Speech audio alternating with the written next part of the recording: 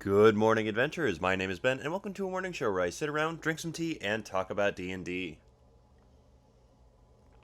All right, first up in D&D news today, we have one relatively big, I guess, kind of ish piece of news.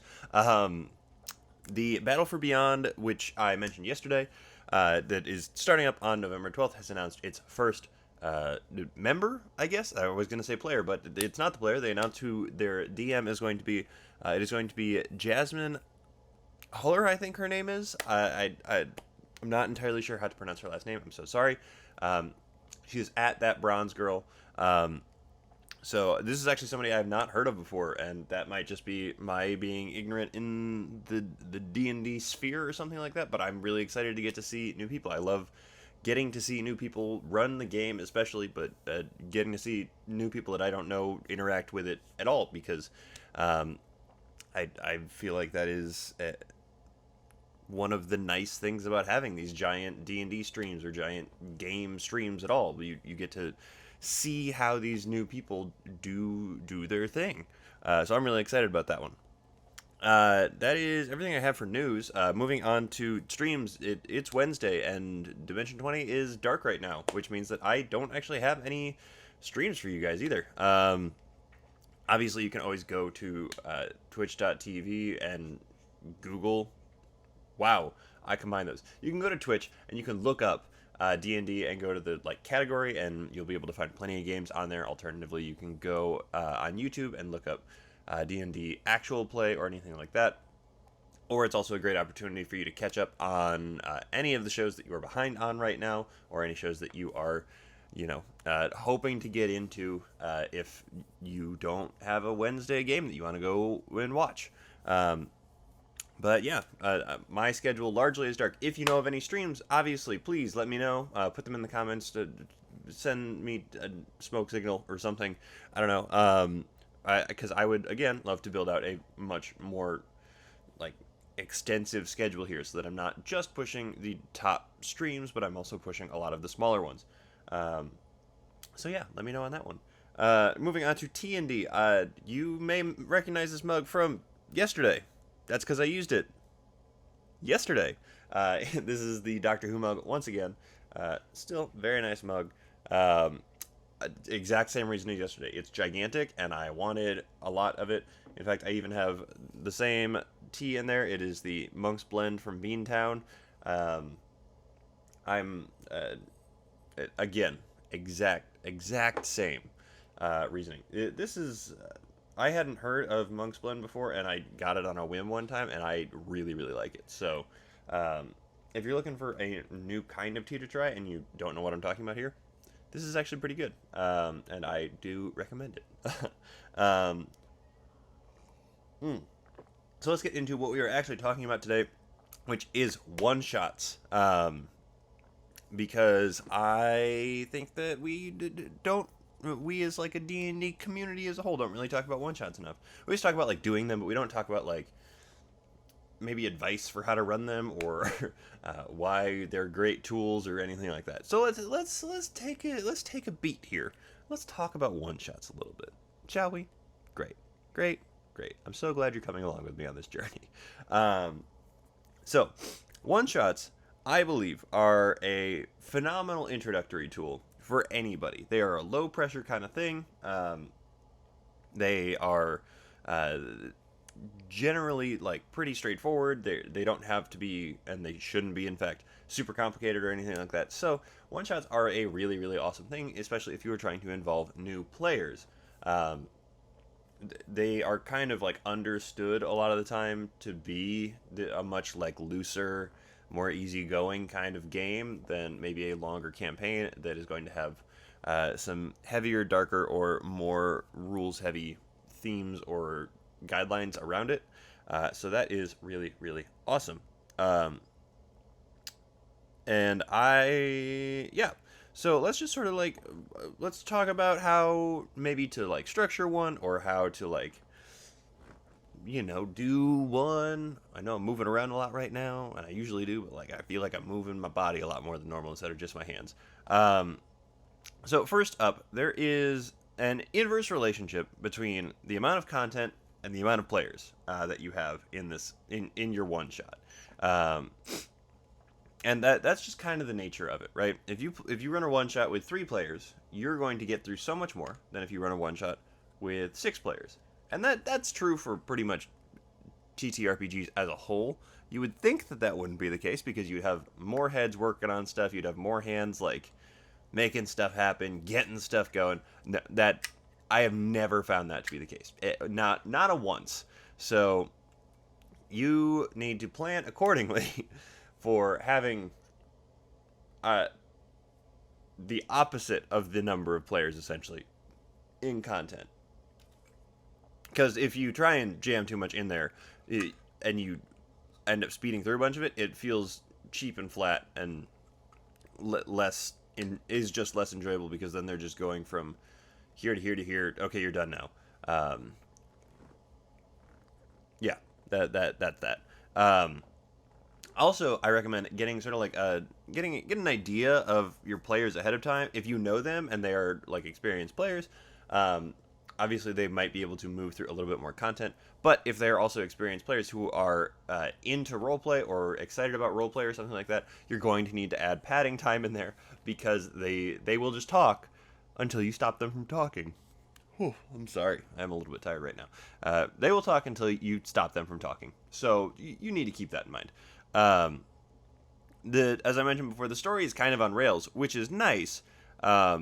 But if they are a group that wants to explore a little bit more, you're going to have to build that time in, as I just mentioned. So make sure that you are conscious of not trying to do too much too fast. If you need to, there is no shame or problem really with breaking something into a 2-shot instead, which is just, obviously 2 sessions instead of just the one. So do not feel any pressure to keep it to 1 unless scheduling is an absolute nightmare for you, in which case you might need to really just cut something out, and that's just gonna kind of be how it is, and that's fine.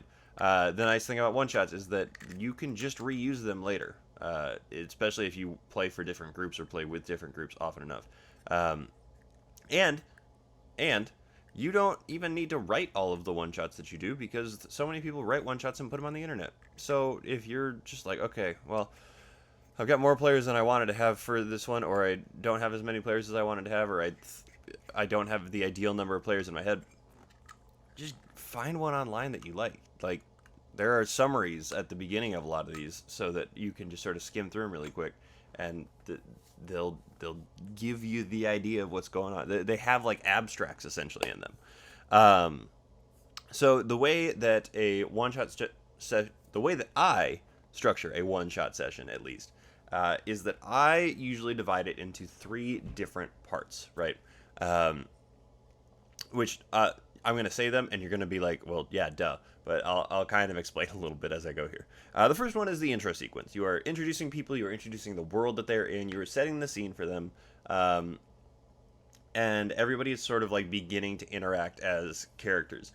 This is where you get pretty bogged down if your players are into roleplay, and that's not a bad thing. It just means that you have to be conscious of the fact that your intro sequence might take a touch longer than you are expecting it to, because if you say, okay, your players meet, and you have players who are like, okay, well, I'm going to sit here and I'm going to talk in character for the next 45 minutes, that is great, but you're going to have to plan for that. Because a one-shot usually runs between 3 and 4 hours, and if 45 of that are spent in the intro with them talking to each other and doing no actual story development yet, that is kind of a problem. The intro sequence is capped off, in my mind, by the actual giving of a quest, which means that it could be a super, super short sequence, or it could take, a good third of the actual time that you are playing the game. I didn't know what else I was going to say there. The second is the data gathering sequence. The way that most one-shots end up being structured is that you introduce everything, and then you send them out to go find something for themselves to figure out what is going on. and to gather information, and so that they can decide what they want to do in relation to the actual quest thing that is given. Um, this is where you kind of need to throw them on the train tracks and let them just chug along on it, um, because there are people who you know want to explore every nook and cranny, and that's fine. You just have to be ready for that. Again, this is all part of the whole getting like an idea of your players ahead of time, because that's a good idea. Um, there are people who will want to talk to everything that you walk past. There are people who, will want to roll constantly for everything that they come across. That's all fine. That is all going to be part of your like data gathering sequence. This is, in my mind, one of the encounters that you are going to do here, because it is you're having social interactions, you're having like light skill challenges, that sort of thing as you're going through. Um, and this, in my head, extends from the moment that an actual objective is handed to somebody all the way up to right when you reach your actual final conflict. Because the third part for me is the conflict sequence. Again, the three of these are kind of like, well, yeah, duh. But that's not really that's not the point.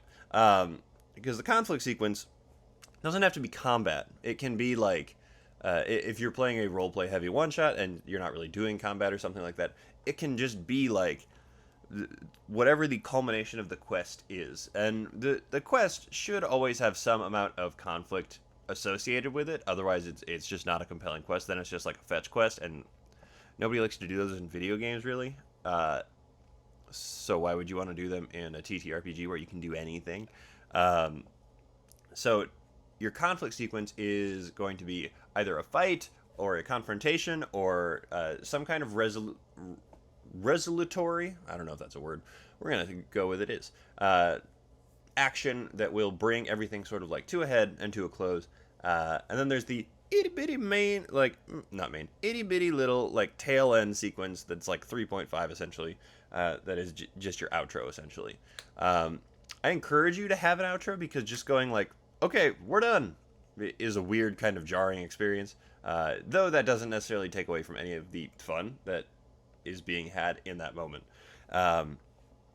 For a new system, in particular, or new players, so I say new system, I mean system that is new to the players, I recommend minimum tripling how long you think combat is going to take, because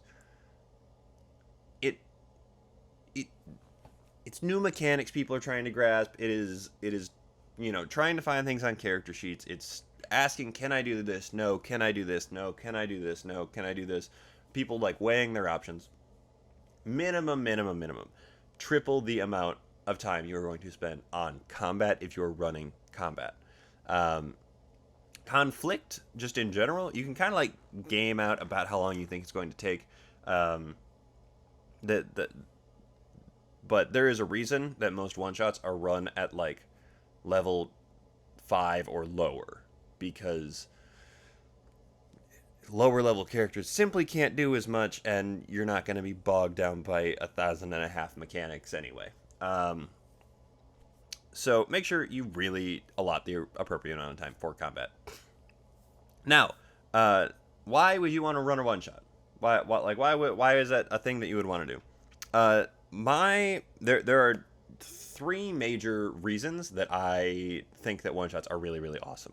The first is, any players that are playing in longer campaigns can explore new classes via one-shots, which is awesome. Like, who wouldn't want to try out something new just to see if they like it, just real quick, and then potentially be able to like take that character and either transplant it directly into the next campaign that they're going to be in, or be able to make a new character using that class, or go, okay, I play Paladin right now. I tried playing a Sorcerer and I did not like it, so I'm not going to do that necessarily, except for maybe in another one-shot where I will attempt it again. So it lets players sort of like explore class options and different classes uh, for potential future PCs, which is awesome. Um, it is also a chance for new dungeon masters or game masters to try, like, just take a shot at like understanding how a game works a little bit better, and to just try running a game. And running a game is so important. You can't have these types of games without somebody who is willing to run it. So maybe that's you. Maybe it's one of your players who wants to try running a one shot for the first time. I don't know, but they are fantastic tools for that. And the third reason is that it helps everybody at the table deepen their understanding of whatever the system is. If it's a brand new system, it obviously helps everybody deepen because they're actually doing it for the first time. Or if it is a system you're familiar with, like if you play 5e and you do a 5e one shot, you're going to walk away from it understanding the system of the game a little bit better, because you are automatically interacting with mechanics that are going to be different than yours. Even if you were to bring your character exactly into the game from a longer campaign, you are going to have different experiences because the game world that you're being put into is going to have a different context around it, and you are going to interact with things in a slightly different way, and that's just how it goes. So learning more about the game is always a plus in my mind, at least, and I think that more people should really lean into that.